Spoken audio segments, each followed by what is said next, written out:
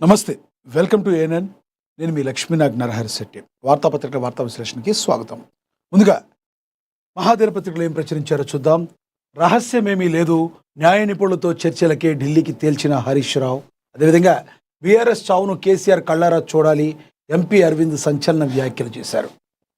ఇక అదేవిధంగా free bus పథకం రద్దు చేస్తామని ప్రకటించే దమ్ముందా?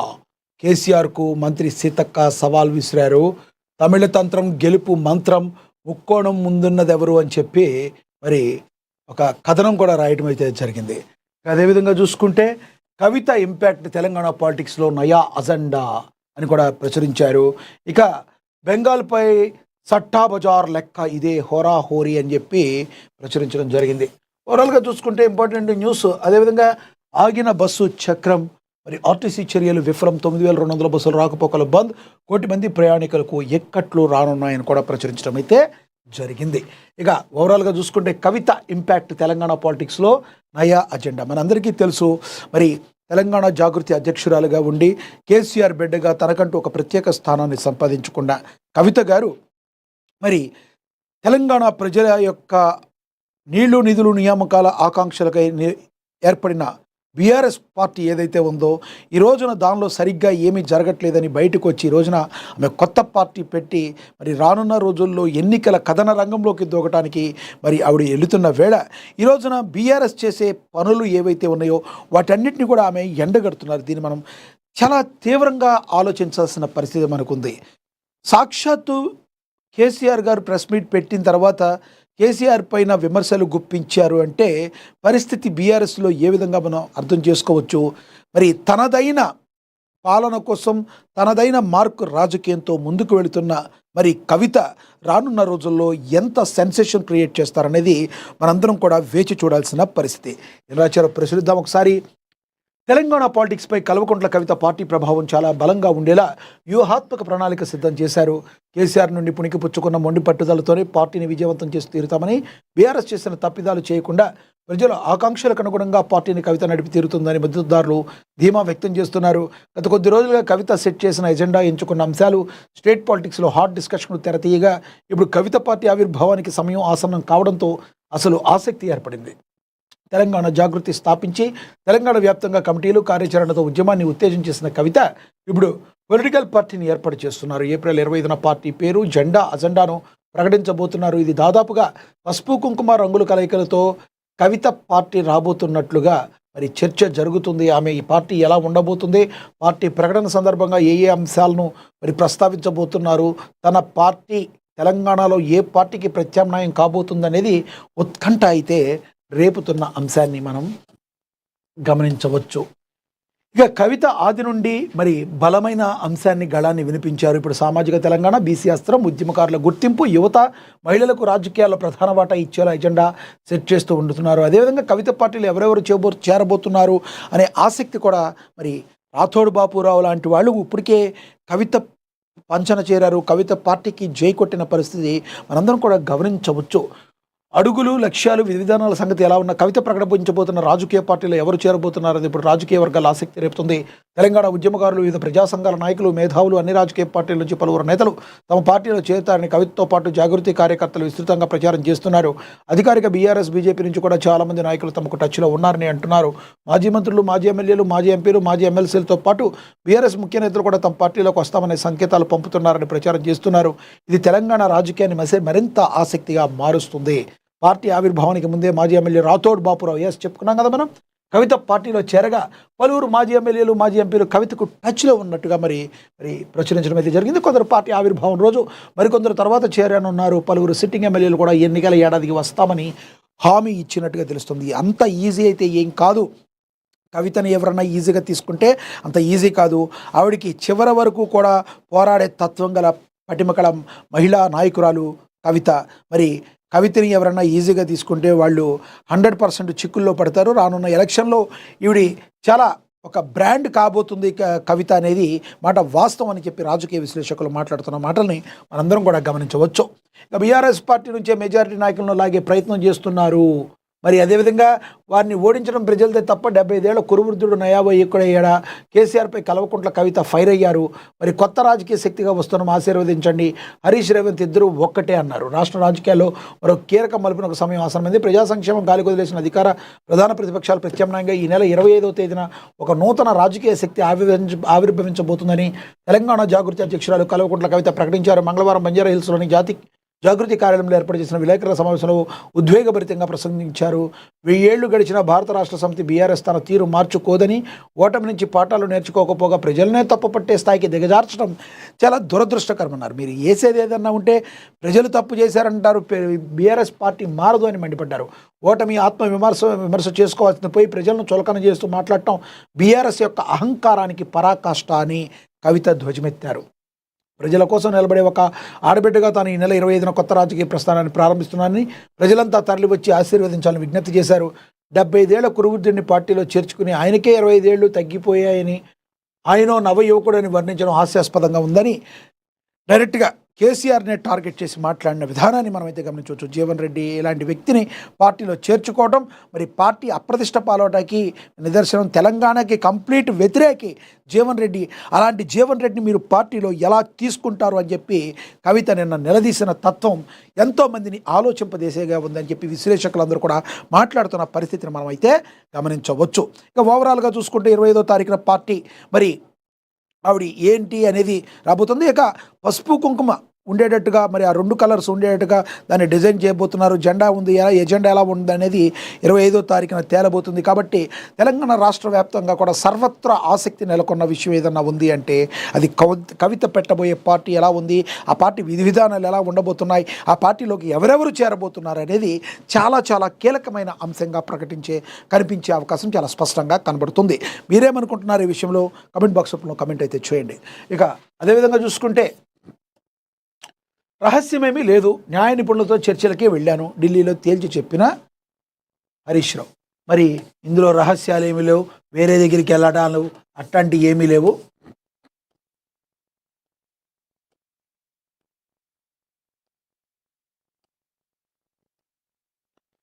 రహస్య భేటీలు చేయడం నాకు అలవాటు లేదు.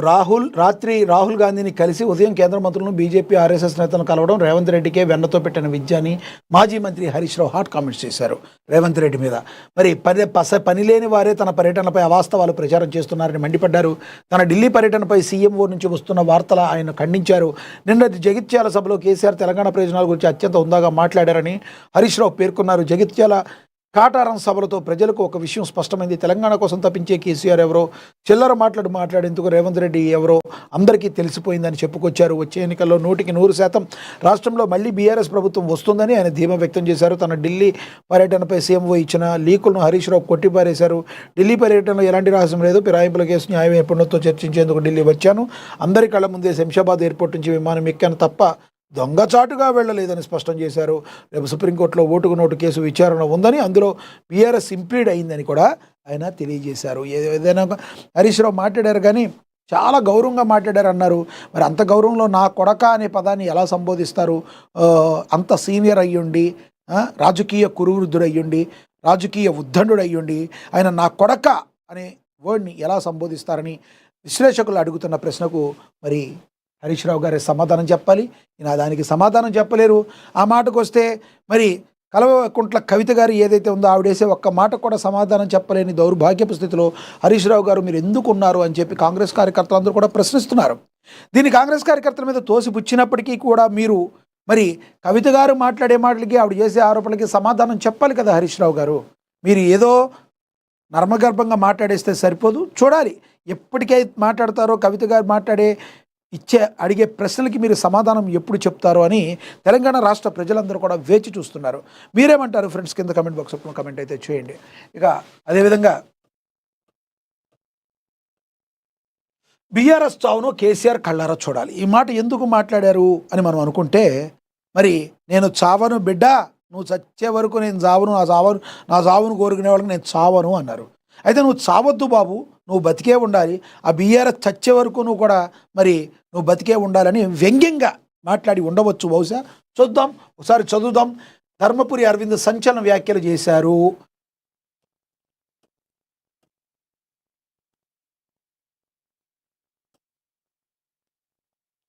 బీఆర్ఎస్ చావును కేసీఆర్ కళ్ళారా చూడాలి. ఎంపీ అరవింద్ సంచలన వ్యాఖ్యలు.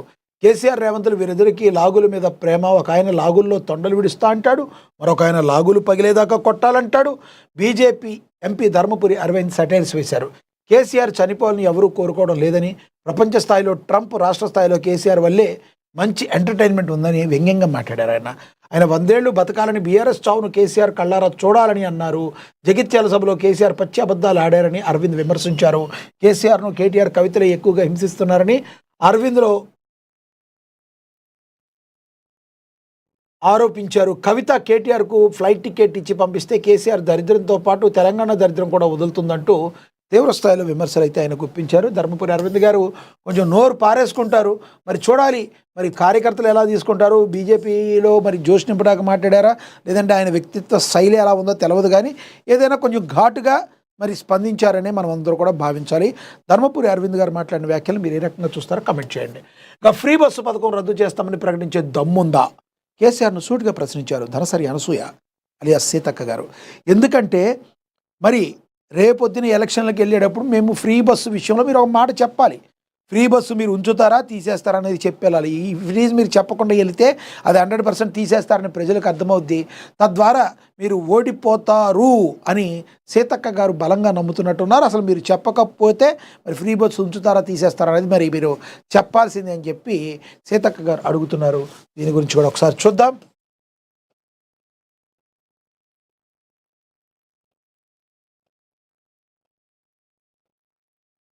ఇక్కడ చదువుదాం. ఫ్రీ బస్సు పథకాన్ని పనికి మాలినదిగా అభ్యర్థించడం దొరతనానికి నిదర్శనమని వెంటనే ఆ వ్యాఖ్యలను ఉపసంహరించుకోవాలని రాష్ట్ర మహిళా శిశు సంక్షేమ శాఖ మంత్రి సీతక్క డిమాండ్ చేశారు. ఉచిత బస్సు ప్రయాణ పథకంపై మాజీ మంత్రి కేసీఆర్ చేసిన వ్యాఖ్యలను మంత్రి సీతక్క తీవ్రంగా ఖండించారు. ఆయన వ్యాఖ్యలు మహిళా గౌరవాన్ని దెబ్బతీసేగా ఉన్నాయన్నారు. మహిళా లోకానికి వెంటనే క్షమాపణ చెప్పాలని డిమాండ్ చేశారు. సీతక్క నిజంగా ఈ పథకం పనికిరాదని భావిస్తే దాన్ని రద్దు చేస్తామని చెప్పే ధైర్యం మీకుందని సూటిగా ప్రశ్నించారు. కేసీఆర్ గారు మరి ఇది నిజం కదండి, మీరు ఎన్ని మాటలు మాట్లాడినా మీరెంత తోపులు అయినప్పటికీ కూడా మరి ఒక ఆడబిడ్డ మహిళ అడిగిన ప్రశ్నకు మీరు సమాధానం చెప్పాలి కదా. కేసీఆర్ గారు ఫ్రీ బస్సు మేము ఇవ్వం, ఫ్రీ బస్సు ఒక పనికిమాలిన బస్సు అన్నారు, మేము వస్తే రద్దు చేస్తామని మీరు చెప్పండి. మీరు అన్నారు కదా తొలి సంతకం హైడ్రాని తీసి ఎత్తి అవతలేస్తా అన్నారు కదా, ఫ్రీ బస్సు తీసి అవతలేస్తా అని మరి ఎందుకు చెప్పలేకపోయారు మీరు? మరి నిజంగా అది పనికిమాలింది అయితే అని నేను అడగట్లేదు, సీతక్క గారు అడుగుతున్నారు. దీనికి మీరు సమాధానం చెప్పాల్సిన అవసరం ఉంది. మీరు చెప్తారు, మీరు సమాధానం చెప్పే వెళ్ళాల్సి నా అవకాశం ఉంది. మరి దాన్ని బట్టి మీరు ఏ రకంగా ముందుకు పోతారనేది తెలుస్తుంది. ఫ్రీ బస్సు తీసేస్తాం అని చెప్పే దమ్ము మీకు ఎందుకు లేదని ధనసరి అనసూయ సీతక్క గారు ప్రశ్నించడం అయితే జరిగింది. ఇంకా తదుపరి చూస్తే తమిళ తంత్రం గెలుపు మంత్రం ముక్కోణంలో ముందున్నదెవరు? డిఎంకే కూటమి మొగ్గు వైపు. చెన్నై సిటీలో విజయ్ జోరు. వారసత్వ పోరులో స్టాలిన్ టాప్ అని, డబుల్ ఇంజన్ సర్కార్పై వ్యతిరేకత ఉందని సర్వేలన్నీ కూడా డిఎంకే మాటే మాట్లాడుతున్నాయని కూడా ప్రచురించారు. ఇక తమిళనాడు ఎన్నికల బరిలో నిలిచిన స్టార్ అభ్యర్థులు మరి ఎంకే స్టాలిన్ డిఎంకే, మరి అలాగే అంచుమణి రామాదాస్, అదేవిధంగా ఉదయనిధి స్టాలిన్ డిఎంకే, మరి తమిళసై సౌందరరాజన్ బీజేపీ, మరి ఎడప్పాడికే పళనిస్వామి ఏఐఏడిఎంకే అన్నాడీఎంకే, వానతి శ్రీనివాస్ బీజేపీ, మరి అదేవిధంగా C Joseph Vijay TVK, L Murugan BJP, మరి సీమాన్ ఎన్టీకే, అదేవిధంగా కే అన్నామలై బీజేపీ. వీళ్ళందరూ కూడా బరిలో నిలిచిన స్టార్ అభ్యర్థులు. కాబట్టి తమిళనాట రాజకీయాలు ఏ విధంగా ఉండబోతున్నాయని కూడా ఎంతో ఉత్కంఠ రేపుతుంది అన్నమాట వాస్తవంగా మనం పరిగణించాలి. ఇక బెంగాల్పై సట్టాబజారీ లెక్క ఇదే హోరాహోరీగా. తమిళనాడే కాదు మరి బెంగాల్లో కూడా చాలా ప్రతిష్టాత్మకంగా అన్ని రాజకీయ పార్టీలు ఈ ఎన్నికలను అయితే తీసుకున్నమాట వాస్తవం. ఇక సట్టాబజార్ అంచనాల ప్రకారం బెంగాల్లో టీఎంసీ బీజేపీ మధ్య ఊహించని గట్టి పోటీ నెలకొంది. ఇందులో టీఎంసీకి మరి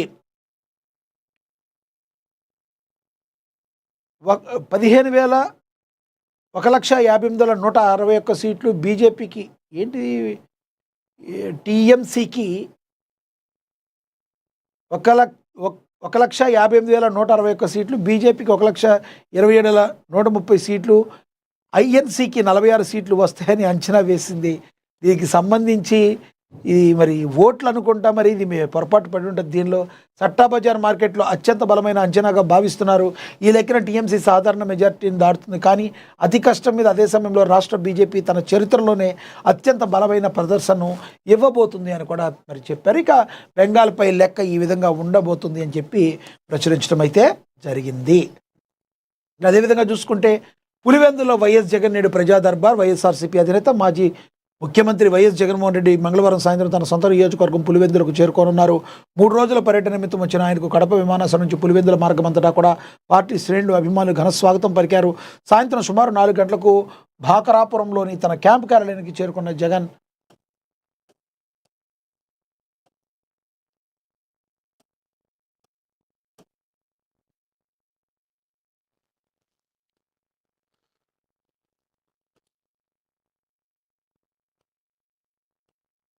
ఆలస్యం చేయకుండా మరి ప్రజా దర్బార్ కార్యక్రమాన్ని ప్రారంభిస్తారు.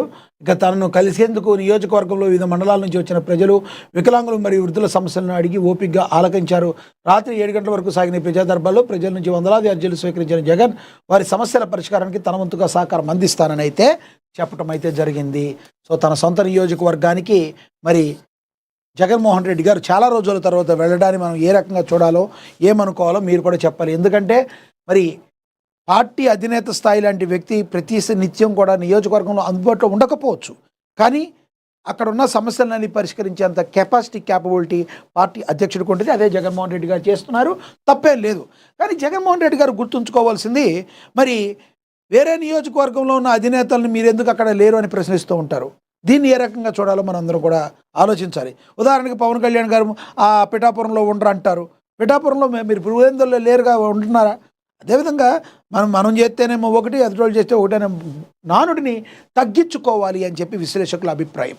ఇక అదేవిధంగా చూసుకుంటే ఇక పిఠాపురం ఫ్లెక్సీ చిచ్చు, వర్మపై జనసేన దాడి యత్నం, వర్మ వర్సెస్ దొరబాబు. ఉమ్మడి తూర్పుగోదావరి జిల్లా రాజకీయాలకు కేంద్ర బిందువుగా ఉన్న పిఠాపురం నియోజకవర్గంలో తెలుగుదేశం మరియు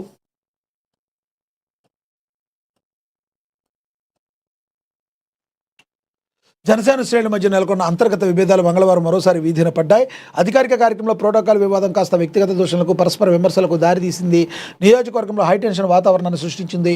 పిఠాపురం ఏరియా డెవలప్మెంట్ అథారిటీ కార్యాలయం వేదికగా జరిగిన ఒక ప్రభుత్వ కార్యక్రమంలో ముఖ్యమంత్రి చంద్రబాబు నాయుడు ఫోటో లేకపోవడం వివాదానికి ప్రధాన కారణమైంది. ఈ కార్యక్రమంలో మాజీ ఎమ్మెల్యే, టీడీపీ రాష్ట్ర ఉపాధ్యక్షుడు ఎస్ఎస్ వర్మ మరియు జనసేన నేత పెండెం దొరబాబు మధ్య జరిగిన వాగ్వాదం ఇప్పుడు రాష్ట్ర వ్యాప్తంగా రాజకీయ చర్చకు దారితీసింది. వివరాల్లోకి వెళితే మంగళవారం పిఏడిఏ కార్యాలయ ప్రాంగణంలో పీఎం అనుసూచిత జాతి అభ్యుదయ యోజన కార్యక్రమాన్ని నిర్వహించారు. అయితే ఈ కార్యక్రమం కోసం ఏర్పాటు చేసిన ఫ్లెక్సీ బ్యానర్పై ప్రధాని మోడీ మరియు ఉప ముఖ్యమంత్రి పవన్ కళ్యాణ్ ఫోటోలు ఉన్నప్పటికీ ముఖ్యమంత్రి చంద్రబాబు నాయుడు ఫోటో లేకపోవడంపై వర్మ తీవ్ర అభ్యంతరం వ్యక్తం చేశారు. ఇది ప్రభుత్వ కార్యక్రమని, అందులో ముఖ్యమంత్రి ఫోటో లేకపోవడం ఏంటని అధికారులు ఆయన నిలదీశారు.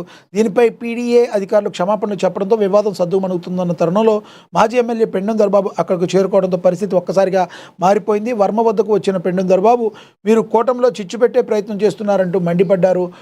పదే ఫోటోల పేరుతో చర్చ చేయడం సరికాదని ఆయన వ్యాఖ్యానించడంతో ఇద్దరు నేతల మధ్య వాగ్వాదం చోటు చేస్తుంది. ఈ క్రమంలో వర్మ మరింత ఘాటుగా స్పందిస్తూ 2024 ఎన్నికల్లో పవన్ కళ్యాణ్ ఓటమి కోసం పనిచేసిన దొరబాబు ఇప్పుడు కేవలం తనకున్న 150 కోట్ల ఆర్థిక అక్రమాల కేసులను తప్పించుకోవడానికి జనసేనలో చేరారని తీవ్ర ఆరోపణలు చేశారు. పిఠాపురంలో తెలుగుదేశం పార్టీ కేడర్ను జనసేన నాయకులు కావాలని విస్మరిస్తున్నారని, కూటమి ధర్మాన్ని పాటించడం లేదని చెప్పుకొచ్చారు. ఓవరాల్గా వర్మ గారు ఇక్కడ అసలు మీరు మాట్లాడేది, మీరు చేసేది ఏంటి అనేది ప్రజలకైతే అర్థం కావడం లేదు ఒకంత. ఎందుకంటే అది ఉప ముఖ్యమంత్రి వర్యులు, జనసేన పార్టీ అధినేత పవన్ కళ్యాణ్ గారి యొక్క ప్రాతినిధ్యం వహించేది. అక్కడికి వచ్చి పదే మీరు మీ ఉనికిని కాపాడుకోవడానికి మీరు చేసే ప్రయత్నంగా కనిపిస్తుంది. కానీ మరి ఇదేదో వేరే వాళ్ళ మీద నెట్టే ప్రయత్నం. అసలు ప్రతిదానికి ఆది నుంచి కూడా ఇప్పటి వరకు మీకెందుకు అంత ఉపలాటం అని ప్రజలు ప్రశ్నిస్తున్నారు. మేధావులు, రాజకీయ విశ్లేషకులు అడుగుతున్నారు.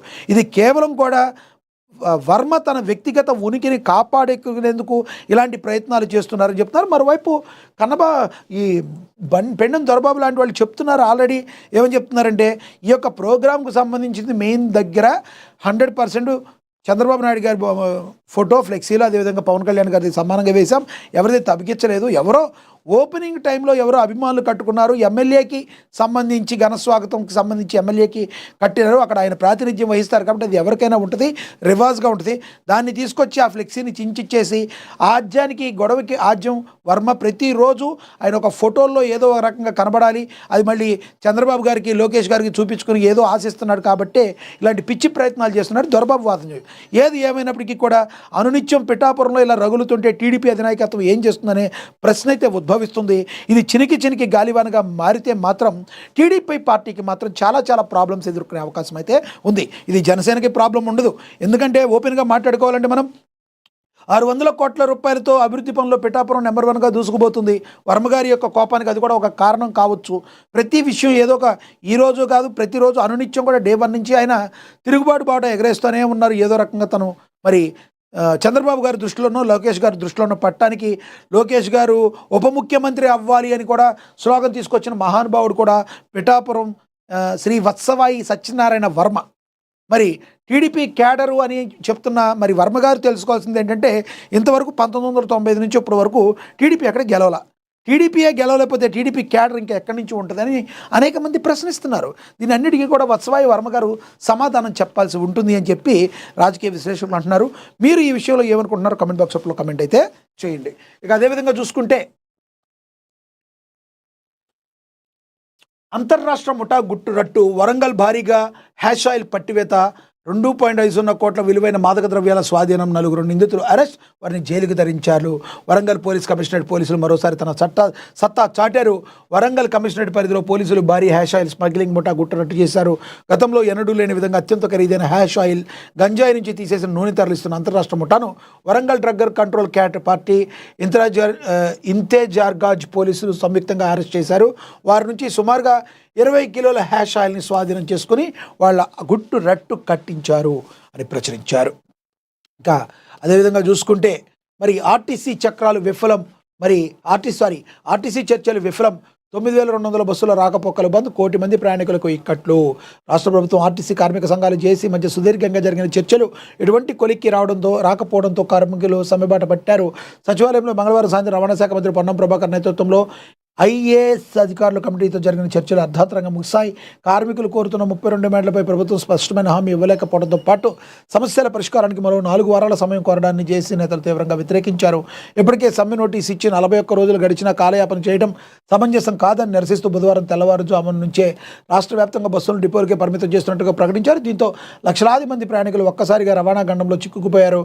మంగళవారం అర్ధరాత్రి నుండి సమ్మె ప్రారంభం కాగా ప్రయాణికులు ఆందోళన చెందుతున్నారు. సామాన్యులపై ఈ ప్రభావం చాలా ఎక్కువగా ఉండే అవకాశం ఉంది. ఎందుకంటే ఆర్టీసీ అంటే సామాన్యుడు మరి ఎక్కే వాహనం అది. ఎందుకంటే ఇక్కడి నుంచి సుదూర ప్రాంతాలకు వెళ్ళాలన్నా ఎక్కడికైనా సామాన్యుడికి ఆర్టీసీ బస్ అనేది మరి చాలా ఇంపార్టెంట్. అలాంటిది మరి చర్చలు విఫలం కావడంతో మరి సమ్మె బాట పట్టినాయి.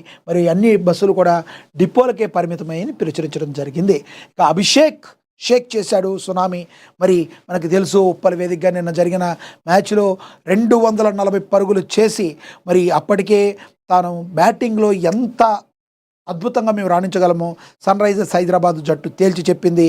ఏకధాటిగా ఆడుతూ 140 పరుగులు కొట్టి మరి ఢిల్లీ యొక్క పతనానికి కారకుడు ఆదిలోనే అయిపోయాడు అభిషేక్ శర్మ. షేక్ చేశాడు. తను కొట్టిన బాదురికి మరి ఢిల్లీ బౌలర్లు చేతులెత్తేశారు. దీన్ని మనం గమనించవచ్చు. Orange army back to back victories సాధించడంతో హైదరాబాద్ వ్యాప్తంగా 2 తెలుగు రాష్ట్రాల్లో కూడా మరి క్రికెట్ అభిమానులందరూ కూడా ఎంతో హ్యాపీగా ఫీల్ అవుతున్న పరిస్థితిని మనందరం కూడా గమనించవచ్చు. ఇక చూసుకుంటే భాగ్యనగరంలోని ఉప్పల్ స్టేడియం మంగళవారం రాత్రి పరుగుల వరదలో తడిసి ముద్దయింది. ఐపీఎల్లో 2026 సీజన్లో భాగంగా ఢిల్లీ క్యాపిటల్స్తో జరిగిన పోరాటంలో Sunrisers Hyderabad opener Abhishek Sharma Kateramma కొడుకులా విశ్వరూపం ప్రదర్శించాడు. మైదానం నలుమూలలా 4లు 6ల వర్షం కురిపిస్తూ ఢిల్లీ బౌలర్ల ఆత్మవిశ్వాసాన్ని దెబ్బతీశాడు. కేవలం 47 బంతుల్లోనే 100 కొట్టిన అభిషేక్ అజేయంగా 135 పరుగులు చేసి సన్ రైజర్స్కు కొండంత స్కోర్ను అందించడమే కాకుండా జట్టుకు 47 పరుగుల అద్భుత విజయాన్ని కట్టబెట్టాడు. ఈ విధ్వంసకర ఇన్నింగ్స్తో ఐపీఎల్ చరిత్రలో అతి తక్కువ బంతుల్లో 2 సెంచరీలు సాధించిన తొలి భారతీయ బ్యాటర్గా అభిషేక్ అరుదైన రికార్డు తన ఖాతాలో వేసుకున్నాడు. మ్యాచ్లో అభిషేక్ శర్మ బ్యాటింగ్ శైలిని చూస్తుంటే రాబోయే T20 ప్రపంచ కప్లో భారత జట్టు తన స్థానాన్ని పదిలం చేసుకున్నట్టే కనబడుతుంది. టాస్ గెలిచిన ఢిల్లీ ఫీల్డింగ్ ఎంచుకోక బ్యాటింగ్ దిగిన హైదరాబాద్ జట్టుకు అభిషేక్ శర్మ, ట్రావిస్ హెడ్ మెరుపు ఆరంభాన్ని ఇచ్చారు.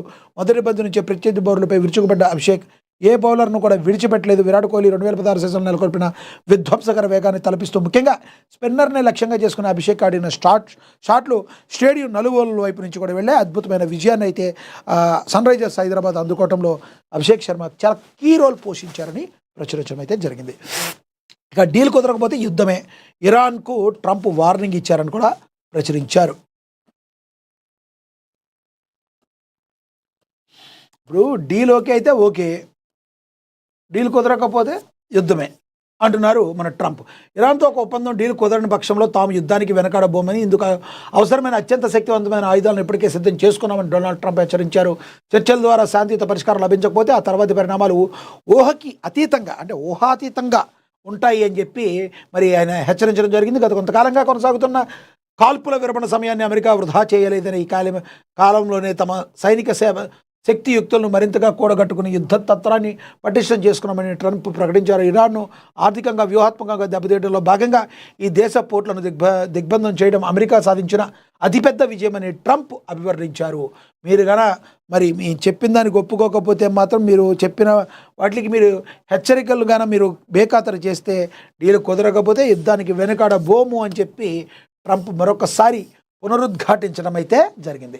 బోర్గంపహాడ్లో కస్తూరిబా గాంధీ బాలికల విద్యాలయాన్ని తనిఖీలు చేశారు. రైతులకు ఇబ్బంది లేకుండా పకడ్బందీగా ధాన్యం కొనుగోలు నిర్వహించాలని జిల్లా కలెక్టర్ అంకిత్ తెలియజేశారని ప్రచురించడం అయితే జరిగింది. ఇక కారేపల్లిలో ఆత్మీయ భరోసా అమలు చేయాల్సిందేనని బీబీజీ రామ్జీతో పనికి దూరమవుతున్న పేదలు ఉపాధి పని ప్రదేశాల్లో వికాస సర్వే నిర్వహించారని కూడా ప్రచురించారు. ఐటీసీ బోర్గంపహాడ్లో ఐటీసీ పిఎస్పీడి కర్మాగారంలో ఘోర ప్రమాదం జరిగింది. దీనిలో డ్రైవర్ మృతి చెందారు. ఇది అందరినీ అక్కడ ఉన్న వాళ్ళందరినీ కూడా కలిచి వేసింది. వాళ్ళ కుటుంబాలకి మరి ప్రగాఢ సానుభూతిని కూడా అందరూ తెలియజేయడం జరిగింది. గిరిజన గ్రామాలకు త్రాగునీరు కల్పించాలని మణుగూరులో ఎమ్మెల్యే పాయం ఐటీడీఏ పీఓలకు ఐఎఫ్టియు వినతి పత్రాన్ని అయితే ఇచ్చారు. సారిపాకలో ఆది శంకరాచార్య జయంతి వేడుకలు, అందులో ఆ జయంతి వేడుకల్లో మజ్జిగను పంపిణీ చేశారు. అదేవిధంగా చూసుకుంటే ఇంకా జిల్లా కలెక్టర్ అంకిత్ ధాన్యం కొనుగోలు, భద్రాద్రి జిల్లా కలెక్టర్ అంకిత్ ధాన్యం కొనుగోలు ప్రక్రియను వేగవంతం చేయాలని అయితే పిలుపునిచ్చారని ప్రచురించడం జరిగింది. ఇందిరా మహిళ గృహప్రవేశం యొక్క ముఖ్య అతిథిగా సర్పంచ్ సుభద్ర ఎన్నికయ్యారు బోరకంబాడ్లో అని ప్రచురించారు. అదేవిధంగా నేలకొండపల్లిలో ఉద్యమ ఆకాంక్షలను సాధించేందుకు నడుం బిగించాలని టీజేఎస్ రాష్ట్ర ప్రధాన కార్యదర్శి గోపగాని శంకర్రావు మరి కదలి రావాలి అని పిలుపునివ్వడం అయితే జరిగింది. ఇందాక మనం చూసాం కదా, తమిళనాట ఎవరెవరు స్టార్లు ఉన్నారో మరి వీళ్ళందరూ కూడా చాలా ఇంపాక్ట్ చూపించే వ్యక్తులు. వీళ్ళందరూ కూడా దీని గురించి ఒక ప్రత్యేక కథనం కూడా రాయటం అయితే జరిగింది. ఇక మణుగూరు ఏరియాలో వేసవి రక్షణ చర్యలు చేపట్టాలని, మధ్యాహ్నం పని వేళల్లో సడలింపు ఇవ్వాలని ఏఐటీసీ డిమాండ్ చేసింది. అదేవిధంగా మేడిగడ్డ బ్యారేజ్ పనుల్లో కేఎల్ఆర్ ఇండస్ట్రీస్ నాణ్యతా ప్రమాణాలకు సీఎంకు వివరించారు లక్ష్మారెడ్డి. మట్టి పరీక్షల తర్వాత పునరుద్ధీకరణ పనులు మరి ఇచ్చానని చెప్పి రంగారెడ్డి జిల్లాలో మరి సాంకేతిక బృందంతో మేడిగడ్డ బ్యారేజ్ పునరుద్ధ పనుల్లో కేఎల్ఆర్ ఇండస్ట్రీ భాగస్వామ్యం అయిందని, ప్రాజెక్టు రీడిజైన్ పేరుతో వేల కోట్ల ప్రజాధనం వృధా చేసి కట్టిన కాళేశ్వరం ప్రాజెక్టు భవిష్యత్తుపై సీఎం రేవంత్ రెడ్డి నిన్న రివ్యూ మీటింగ్ నిర్వహించారు. దాని గురించి కూడా ప్రచురించడం అయితే జరిగింది. ఇక లబ్ధిదారులే నివసించాలి లేదంటే రద్దు. రంగారెడ్డి జిల్లా కలెక్టర్ సి నారాయణ రెడ్డి సంబంధిత అధికారులతో వీడియో కాన్ఫరెన్స్ పూర్తి నిర్మాణ దశలో ఉన్న ఇండ్ల లబ్ధిదారులకు కేటాయించాలి. బీహెచ్కే ఇండ్లు పొందిన లబ్ధిదారులు తప్పకుండా నివసించాలి. డబుల్ బీహెచ్కే ఇండ్లలో నివసించని వారికి నోటీసు ఇచ్చి రద్దు చెయ్యండి అని చెప్పి మరి చెప్పడం అయితే జరిగింది. ఇక మంత్రి పొంగులేటి పర్యటనకు భారీ ఏర్పాట్లు చేస్తున్నారంట. మణుగూరులో లంక మల్లారంలో అభివృద్ధి పనులకు ప్రారంభోత్సవాలు కాంగ్రెస్ మండల అధ్యక్షుడు నవీన్ ఆధ్వర్యంలో జరగబోతున్నాయని కూడా ప్రచురించడం అయితే జరిగింది.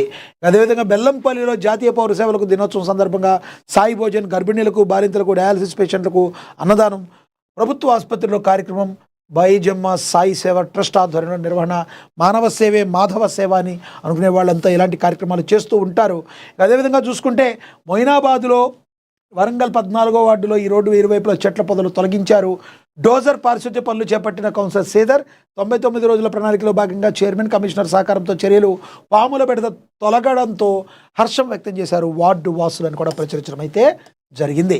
ఇక ప్రజా సమస్యల పరిష్కారానికి నిరంతర చర్యలు ఉన్నాయని చెప్పి మంచిర్యాలలో పెద్దపల్లి పార్లమెంట్ సభ్యులు గడ్డం వంశీకృష్ణ తెలియజేశారు.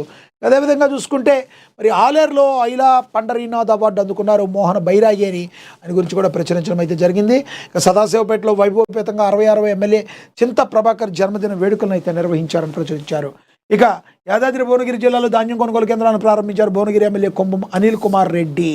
అదేవిధంగా కళ్యాణ్ లక్ష్మి షాదీ ముబారక్ చెక్కులు పంపిణీ చేశారు. యాదాద్రి భువనగిరి జిల్లాలో పాల్గొన్నారు ఎమ్మెల్యే కొంబం అనిల్ కుమార్ రెడ్డి అని కూడా చెప్పారు. ఇక యాదాద్రి భువనగిరి జిల్లా కలెక్టర్ అనురాగ్ జయంతి అనుదంతన్ విధానం ద్వారానే ఇసుక రవాణా జరపాలని చెప్పి ఆయన చెప్పడం జరిగిందని ప్రచురించారు. ఇక అదేవిధంగా చూసుకుంటే నల్గొండ జిల్లాలో వారం రోజుల్లో ధాన్య సేకరణ పూర్తి చేయాలని అధికారులకు మంత్రి కోమటిరెడ్డి వెంకటరెడ్డి ఆదేశించారు. ఎండాకాలం దృష్ట్యా కేంద్రాల వద్ద వసతులు కల్పించాలని, పట్టణ రోడ్ల అభివృద్ధిపై ప్రత్యేక దృష్టి సారించాలని కోమటిరెడ్డి వెంకటరెడ్డి పిలుపునిచ్చారని కూడా ప్రచురించారు. ఇక అదేవిధంగా చూసుకుంటే మునుగోడులో చదువుల తల్లికి సుశీలమ్మ ఫౌండేషన్ చేయూత మరి 151 మంది విద్యార్థులకు 24.50 లక్షల ప్రోత్సాహకాలు బడిని గుడిలా భావిస్తా ఎమ్మెల్యే కోమటిరెడ్డి రాజగోపాల్ రెడ్డి తెలిపారు. విద్యార్థులను ఉన్నతంగా తీర్చిదిద్దడమే ఫౌండేషన్ యొక్క లక్ష్యమని కోమటిరెడ్డి లక్ష్మి తెలియజేశారు. అదేవిధంగా కుషాయిగూడ ఆచారంలో విషాదం జరిగింది. రీల్స్ వ్యామోహంతో ఓ బాలుడు బలైపోయినట్టుగా కూడా తెలుస్తుంది. ఇక కాప్రా పంచముఖ ఆంజనేయ స్వామి ఆలయంలో ఘనంగా చక్ర స్నానం జరిగింది. కుషాయిగూడలో చెన్నకేశవ స్వామికి అని కూడా ప్రచురించారు. ముఖ్యమంత్రి ఐటీ ప్రిన్సిపల్ చీఫ్ కమిషనర్ భేటీ అయ్యారు. ముఖ్యమంత్రితో ఐటీ ప్రిన్సిపల్ చీఫ్ కమిషనర్ భేటీ అయ్యారు. హైదరాబాద్లో జూబ్లీహిల్స్ నివాసంలో మర్యాదపూర్వకంగా ఆయన సందర్శించారని కూడా ప్రచురించడం అయితే జరిగింది. ఇక అదేవిధంగా చూసుకుంటే సినిమా న్యూస్కి వస్తే అమ్మో గ్లామర్తో చంపేస్తుందిగా. ఇండస్ట్రీలో స్టార్ హీరోగా కొనసాగాలి అంటే తప్పకుండా అందం అభినయం మాత్రమే కాదు అదృష్టం కూడా కలిసి రావాలంటారు. ఇక అందాల ముద్దుగమ్మ ప్రజ్ఞా జైస్వాల్ మనకు తెలుసు. ప్రజ్ఞా జైస్వాల్ గురించి ఎంత చెప్పినా తక్కువే. అందం అభినయం. ఇప్పుడు బాలయ్య హీరోయిన్గా ఒక మంచి పేరుంది. ప్రజ్ఞా జైస్వాల్ మిర్చి లాంటి కుర్రాడు సినిమాతో వెండి తెరకు పరిచయమైన బ్యూటీ మొదటి సినిమాతోనే తనకంటూ ఒక స్పెషల్ ఇమేజ్ క్రియేట్ చేసుకుంది. మిర్చి లాంటి కుర్రాడు తన అందం అభినయంతో అందరి మనసులు దోచుకుంది. దీని ద్వారా చాలా అవకాశాలు వచ్చాయి. దీంతో చాలా సినిమాలు నటించింది. అందం అభినయం ముఖ్యంగా వరుణ్ తేజ్ సరసన కంచె మూవీలో నటించి తన నటనతో యూత్ ఫేవరెట్ హీరోయిన్ అయిపోయింది కంచె మూవీ. ఇక ఈ మూవీ తర్వాత అఖండ సినిమాలో నటించి మెప్పించింది. అంతేకాకుండా ఈ మూవీ తర్వాత బాలయ్య సరసన డాకు మహారాజ్ మూవీలో కూడా నటించి మెప్పించింది. అఖండ సినిమా ప్రస్తుతం బ్యూటీకి తెలుగులో అవకాశాలు తగ్గిపోయాయి, కానీ తమిళం హిందీ సినిమాల్లో ఫుల్ బిజీగా ఉంది అని చెప్పి ప్రచురించడం అయితే జరిగింది. ఇక తదుపరి చూసుకుంటే వరుస సినిమాలతో దూసుకుపోతున్న అందాల బామ్మ మీనాక్షి చౌదరి తెలుగులో తిరుగులేని హీరోయిన్గా క్రేజ్ తెచ్చుకుంది. మీనాక్షి చౌదరి యంగ్ బ్యూటీ వరుస సినిమాలతో దుమ్మురేపుతుంది. హిట్లు ఫ్లాప్ సంబంధం లేకుండా వరుసగా ఆఫర్స్ అందుకుంటూ వస్తుంది. అందాల బామ్మ మీనాక్షి చౌదరి యంగ్ హీరోల సరసన నటిస్తూ బ్యాక్ టు బ్యాక్ హిట్స్ అందిస్తుంది. తెలుగులో పాటు తమిళ్లోనూ ఈ అమ్మడు నటిస్తుంది. చివరిగా నవీన్ పోల్శెట్టి హీరోగా నటించిన అనగనగా ఒక రాజు సినిమాలో హీరోయిన్గా చేసింది. సంక్రాంతి కానుకగా విడుదలైన ఈ సినిమా నుంచి మంచి విజయాన్ని అందుకుంది. ఇప్పుడు ఇక్కడ క్రేజీ ఆఫర్స్ రెడీగా ఉన్నాయి. మీనాక్షి ప్రస్తుతం చేతినిండా సినిమాలతో యమా బిజీగా గడుపుతుంది. సినిమాలతో పాటు సోషల్ మీడియాలో కూడా ఆకట్టుకుంటుంది. నెట్టింట ఆమె ఫోటోలు మరి వైరల్ అయ్యాయని కూడా ప్రచురించడం అయితే జరిగింది. అదేవిధంగా వాడినే పెళ్లి చేసుకుంటా కన్నడ పరిశ్రమ నుంచి టాలీవుడ్లోకి అడుగుపెట్టి అనతి కాలంలోనే తనకంటూ ప్రత్యేక గుర్తింపు తెచ్చుకున్న నటి ఆషికా రంగనాథ్ మరి అమిగోస్ సినిమాతో పరిచయం అయింది. అంటే కళ్యాణ్ రామ్ మూవీ ఇది అమిగోస్ అంటే. ఇక నాసామి రంగంతో ప్రేక్షకులు చేరువైన ఈమె తాజాగా రవితేజ సరసన భర్త మహాశైలకు విజ్ఞప్తి సినిమాతో ఇటీవలే ప్రేక్షకులను అలరించింది. ముద్దుగుమ్మ ఇటీవలే ఓ ఇంటర్వ్యూలో ఆసక్తికరమైన విషయాలు పంచుకుంది. కళ్యాణ్ రామ్ చాలా ప్రైవేట్ పర్సన్ అని, కుటుంబానికి అత్యంత ప్రాధాన్యత ఇస్తారని తెలిపింది. ఆషికా నాగార్జున చార్మింగ్ అని, అంత పెద్ద స్టార్ అయ్యుండి కూడా తోటి నటుల గురించి తెలుసుకోవడానికి ఆసక్తి చూపుతారని తెలిపింది. ఆషికా రంగనాథ్ రవితేజ జీవితాన్ని చాలా ఈజీగా తీసుకుంటారని, సెట్లో అయినా ఉంటే సందడి వేరుగా ఉంటుందని పేర్కొంది. కాబోయే భర్త గురించి స్పందిస్తూ ఆషికా కొన్ని ఆసక్తికర విషయాలను అయితే బయటపెట్టారు. తనకు కాబోయే భర్త తనను గౌరవించాలని, తన నటన పట్ల ఉన్న ఇష్టాన్ని గౌరవిస్తూ కెరీర్లో ప్రోత్సహించాలని కోరుకున్నా. అలాగైతే తనకు కొంచెం ఓసిడి ఉందని తెలిపింది. పరిశుభ్రత విషయంలో అస్సలు రాజీ పడని, తన భాగస్వామి కూడా అలాగే ఉండాలని తెలిపింది ఆషికా రంగనాథన్. ఇంకా అదేవిధంగా చూసుకుంటే బొమ్మ అనుకుంటే పొరపాటే గురు అని చెప్పి కూడా మరి ఏంటి ఈ ఫోటో చూసి మీరు బొమ్మ అనుకుంటున్నారా? కాదు, మరి మీరు పప్పులో కాలేసినట్లే. ఎందుకంటే ఈ ఫోటోలో ఉన్నది క్రేజీ నటి, ఈ ఫోటోలో కనిపిస్తున్న బ్యూటీ అందాల చిన్నది ఊర్వశి రౌతేలా. ఈ ముద్దుగుమ్మ గురించి ఎంత చెప్పినా తక్కువే అని, అందం అభినయం ముద్దుగుమ్మ సొంతమని, ఈ అమ్మడు అందానికి ఎవరు అయినా సరే ఫిదా అవ్వాల్సిందేనని మరి ఈమె గురించి మరి ఊర్వశి రౌతేలా గురించి మీరు బొమ్మ అనుకుంటున్నారని ఒక దీని గురించి చెప్పడం, హీరోయిన్ గురించి చెప్పడం అయితే జరిగింది. తర్వాత ఇక ఆంధ్రజ్యోతి నుంచి చూసుకుంటే ఏపీహెచ్సి ఖర్చుల నియంత్రణ కోసం జీతాలు తగ్గించిన హిమాచల్, ఆర్థికంగా మనము అంతకంటే అప్పులు ఆగిపోతే అధోగతే. మరి మరి దీని గురించి ఏంటంటే జీతాలు పెన్షన్ల వ్యయం, ఏపీలోని అధిక వడ్డీలు, అప్పుల కిస్తీల భారం, కొండంత సొంత ఆదాయం ఈ ఖర్చులకే సరిపోతుంది. సంక్షేమ పదాలకు 75,000 కోట్లు, అనర్హులను ఏరేస్తే ధైర్యం చేయలేరు, దుబారా ఖర్చులు తగ్గించుకోరు, ఇలాగైతే మనది హెచ్పిఏ పరిస్థితి ఉంటుంది అని చెప్పి ప్రచురించడం అయితే జరిగింది. ఇక తమిళనాడులో సాత్తూరులో ఎన్నికల ప్రచారం సందర్భంగా ప్రజలకు సీఎం చంద్రబాబు అభివాదం, డబుల్ ఇంజన్తోనే బుల్లెట్ స్పీడ్ ఉంటుందని చెప్పి మరి ఆయన ఎన్నికల ప్రచారంలో తెలిపారు. ఇక పోలవరంలో 45.72 ప్రాజెక్టు రెండో దశ నిర్మాణానికి లైన్ క్లియర్, 194.6 టీఎంసీల నీటి నిల్వపై తొలిసారి ఏపీ ప్రస్తావన అని కూడా చెప్పారు, ప్రచురించారు. ఇక పంపకాలు కప్పిపుచ్చుకుందాం, కాగితాలపై ఇళ్లు కట్టుకుందాం, రిపోర్ట్లు ఇలాగే ఇవ్వండి అని కూడా ప్రచురించారు. అదేవిధంగా చెన్నైలో మీడియాలో మాట్లాడారు ఖర్గే, పక్కన కేసీ వేణుగోపాల్, మోడీ ఉగ్రవాది అన్నారు, అబద్ధాల కోరు అన్నారు, మహిళా వ్యతిరేకి అని, దేశ ప్రజలకు ఆయన చేసింది ఏమీ లేదని కాంగ్రెస్ అధ్యక్షుడు ఖర్గే చెప్పుకొచ్చారని కూడా ప్రచురించడం అయితే జరిగింది. ఇక ప్రేమ ఎంత కఠినం, ప్రియుడికి గంతలు కట్టి తగలబెట్టి విదేశీ స్టైల్లో ప్రపోజ్ చేస్తానంటూ యువతి ఘాతుకం చేసింది, మంటల్లో కాలిపోతుంటే వీడియో తీసి పైశాచిక ఆనందం పొందింది. బెంగళూరులో ఈ ఘటన జరిగింది. ఇక అనంత అడ్డదారి ఎమ్మెల్సీ తరపున రంగంలోకి అనుచరులు, 4 సాక్షులను పిలిపించిన మంతనాలు, మరి డిఫెన్స్ లాయర్ చెప్పినట్లు వినాలని బెదిరింపులతో 3 లక్షలు ఇస్తామని ప్రలోభాలు, అప్పటికప్పుడు 1,00,000 చొప్పున అందజేత పోలీసులకు సమాచారం ఇచ్చిన డ్రైవర్ సోదరుడు, సాక్షుల ఫిర్యాదుతో అనంతబాబు ఇతరులపై కేసు నమోదైందని కూడా మరి ప్రచురించడం అయితే జరిగింది. అనంతబాబు ఎప్పటికప్పుడు ఏదో ఒక రకంగా ఉంటూనే ఉంటాడు వార్తల్లో. డబుల్ ఇంజన్తోనే బుల్లెట్ వేగంతో అభివృద్ధి చెందుతుందని, ఎన్డీఏ తమిళనాడుకు పూర్వవైభవం వస్తుందని, డిఎంకే వల్ల రాష్ట్రంలో అభివృద్ధి మరి శూన్యమని చెప్పి ఎన్డీఏని ఆహ్వానించాలి, ఎన్డీఏని గెలిపించాలని చంద్రబాబు చెప్పడం అయితే జరిగింది. Polavaram at the rate of 45.72 మీటర్లు అనేది కూడా ప్రచురించడం అయితే మనమైతే చూసాం. ఓవరాల్గా మరి తెలుగు రాష్ట్రాల్లో ఉన్న ఇంపార్టెంట్ వార్తలను అయితే మనం విశ్లేషించే ప్రయత్నం అయితే చేశాం. ప్రతిరోజు కూడా ఇంపార్టెంట్ వార్తలు విశ్లేషించే ప్రోగ్రామ్ ఈ వార్తాపత్రికల యొక్క వార్తా విశ్లేషణ. మరి ప్రజలకి ప్రభుత్వానికి వారధిగా ఉంటూ నిరంతరం కూడా నిష్పక్షపాతంగా వార్తలను ప్రచురించే ఏకైక పత్రిక మహాదిన పత్రిక. ఇప్పుడే డౌన్లోడ్ చేసుకోండి. ఇది వాళ్ళ వార్తాపత్రికల వార్తా విశ్లేషణ. నమస్తే.